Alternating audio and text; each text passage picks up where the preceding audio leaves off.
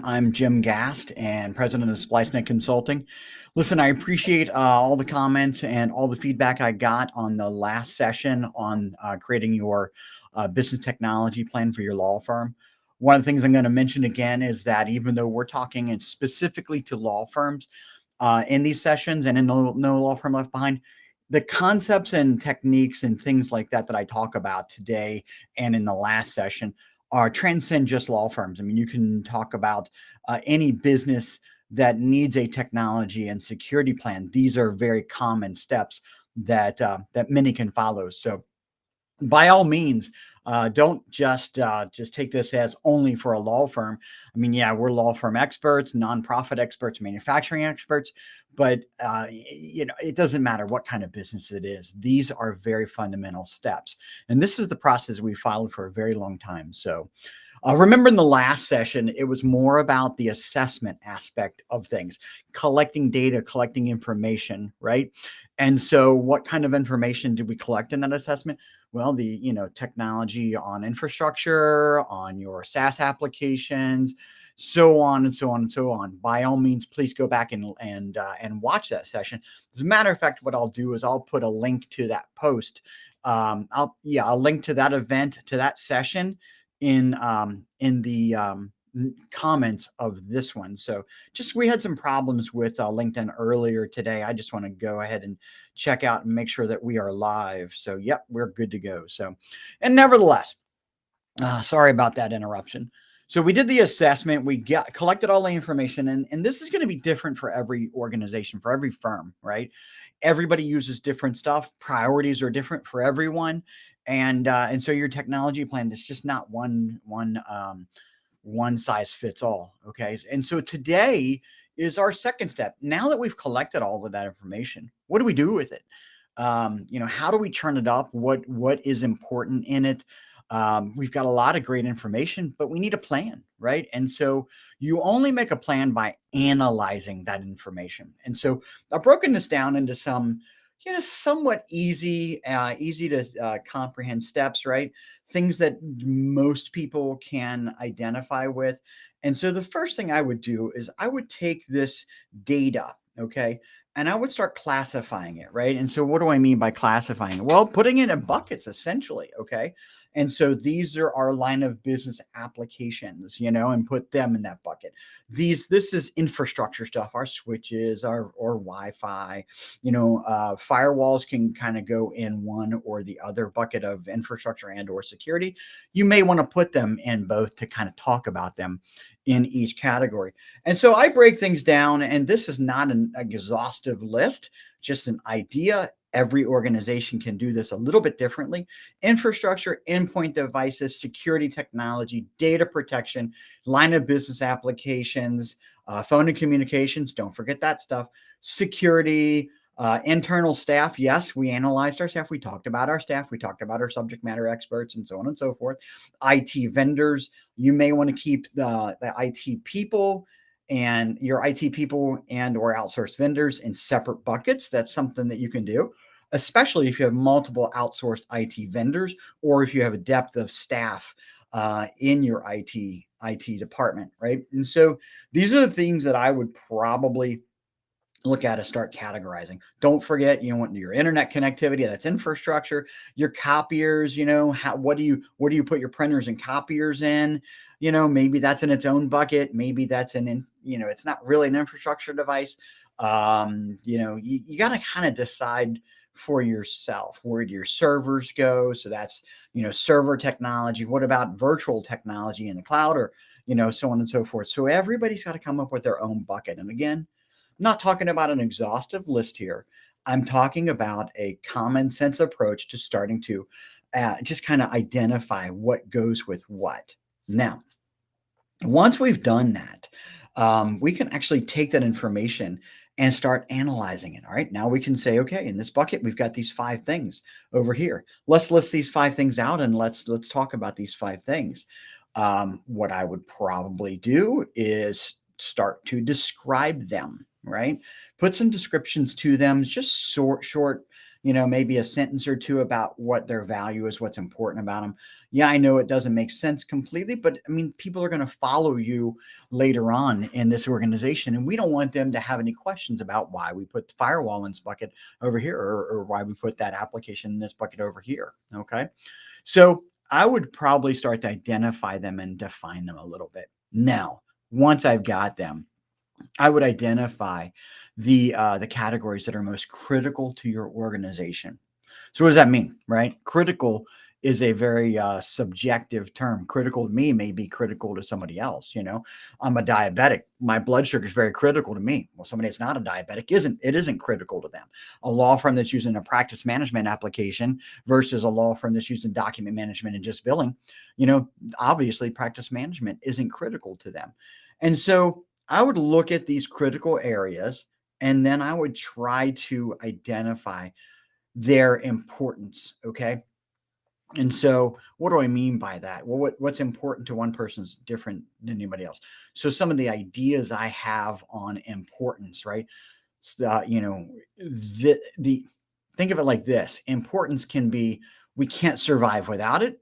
Importance can be we spend more money on this than anything else. Could be this is the oldest and it's the most important thing because we need to start talking about replacement. This application makes the biggest critical impact in our business, like billing systems and time tracking systems, and so on and so forth. Heck, for that matter, don't forget HR and payroll and all these other applications and services. They all go together. Maybe some of the things that are used the least, so we want to look to eliminate them. That's critical to us because we're trying to cut costs, right? Maybe things that are used most. Maybe we're trying to optimize what we're spending on our IT and get more productivity from those applications. So critical, okay, is really can be a couple of things and can be different per bucket, it can be different for organization, and so on and so forth. So again, oldest, most costly stuff, single points of failure are always very critical things to consider in your technology plan. The thing that gives us the biggest biggest business impact. Sorry, I can't talk today. That's very important to us. Least used, most used, percentage used, cultural. Now, that's another one.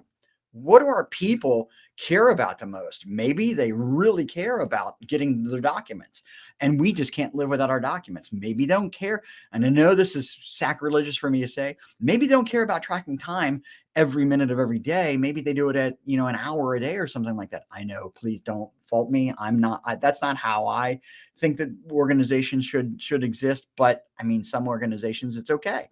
So what is important to our people? Maybe even get some feedback from our people to kind of grade things. So it's important to identify these critical areas and put and categories, critical areas within each category. So what does that mean?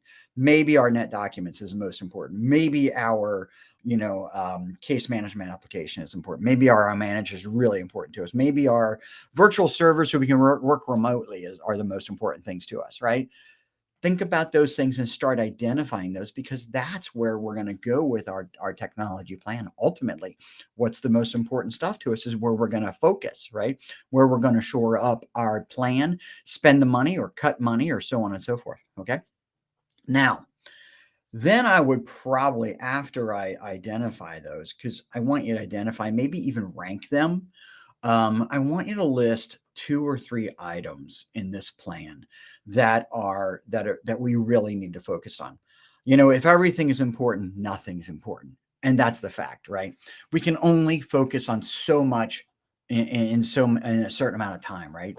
And if we want to do a good job, we can't just give half of our focus to, little bits of our focus to a lot of different things.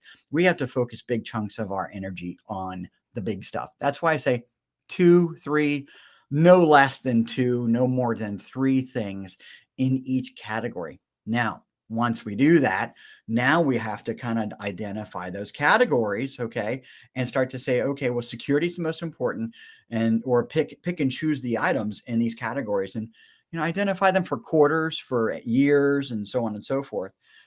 Put them as this is when and where we want to focus on these things, right? So that's how I would handle that. Get it down to a kind of a digestible amount of stuff that you can work with. Finally, and this is finally for today, right? I'm not going to make this a big long one. I would also then start talking about the desires, right? When with your impact in mind, with the list of priorities, now you have to decide, you know, are we getting enough out of our billing system? Are we tracking enough time? Is it efficient enough? Are we using enough of the application? Is it costing us too much? I would start to look at things like that, and then maybe start to look at cut, keep, or investigate further for disposition, right? Part of a technology plan is, what are we going to start doing? What are we going to stop doing? Okay. And so with that, or maybe what are we going to plan to start doing or plan to stop doing? Not necessarily right away, but maybe a future disposition on something. And so that's definitely something I would do in my technology plan. As, without saying, it goes like you should always do pros and cons, right, of each of your applications. If you're listening, and that's not all the stuff that you categorize. That's not all the items we talked about. Right now, we're just focusing on the critical areas, the 1, 2, and 3 priorities that we want to focus on. I really think you need to get this list down to a digestible amount of things that are important. So if you've got business systems, computers that are aging, and you know that your people are going to become less and less productive, and you're going to spend more and more money on supporting them, and you're going to have more and more problems, which is going to cost you more and more time, which costs you more and more money, right?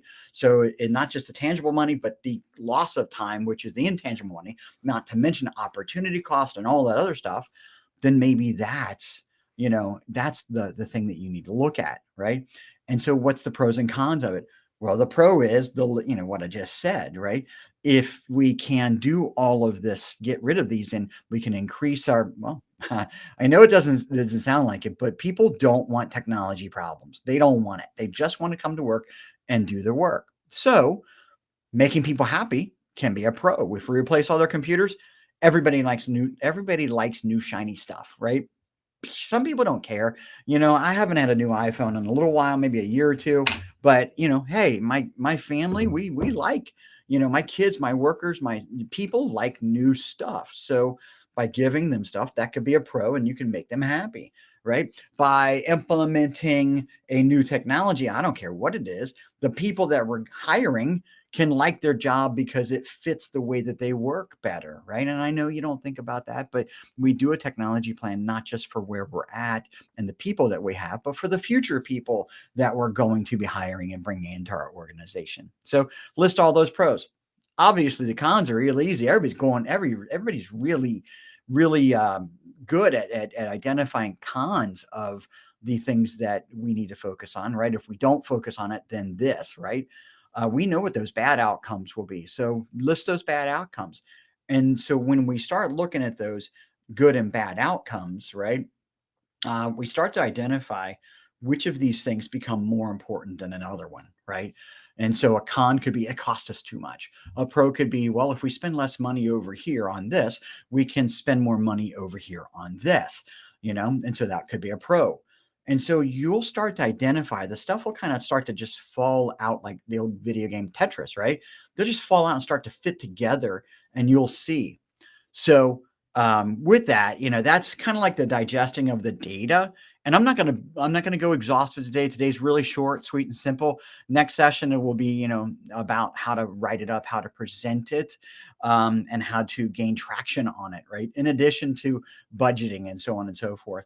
So that's the next session. But today, is more about categorize your items, make categories, buckets for them, then identify what's critical, and in our critical criteria, the oldest, most important thing we got to get rid of, single points of failure, biggest business impacts, things like that. So identify what's the critical categories for yourself, right? And then pull out 2 to 3 items in each category, and then start to list the pros and cons. By the way, in each one of those, if it doesn't make sense, put a description to it. I like Microsoft Planner, by the way. If I'm doing this evaluation in-house, I'd probably consider to use Microsoft Planner because it's kind of built well. buckets, and it actually has buckets built into it. So a planner could be a great application, but I don't care if you do it in Word or PowerPoint or Excel. It doesn't matter to me. The tool is relevant. What's important is that you're working towards progress, right?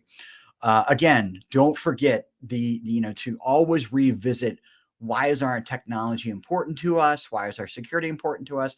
What is the mission of our technology and our security, and how does it support our business mission, right? That's important. So listen, I'm going to end here because I promised myself I'd do a short show today. If you're not a member of the No Law Firm Left Behind group on LinkedIn, there's the link right there. Take a quick picture of it, and or just go to LinkedIn and search No Law Firm Left Behind. You'll find a page for the No Law Firm Left Behind organization, right? Like it for sure and follow it. But then there's also a group for No Law Firm Left Behind. Please ask to join. Only legal professionals and such in the No Law Firm Left Behind group. Very exclusive. Also, if you are not getting the No Law Firm Left Behind magazine, there's one of my favorite copies right there. By all means, please send me a private message. Email me at jim@splice.net. Some way get on the list for the No Law Firm Left Behind magazine. Lots of great articles on how to be productive, how to do more with less, so on and so on and so on and so on. In addition, this show and all of our past shows are always on our website at splice.net/No Law Firm Left Behind. Sorry, it's a lot of letters. Can't help it.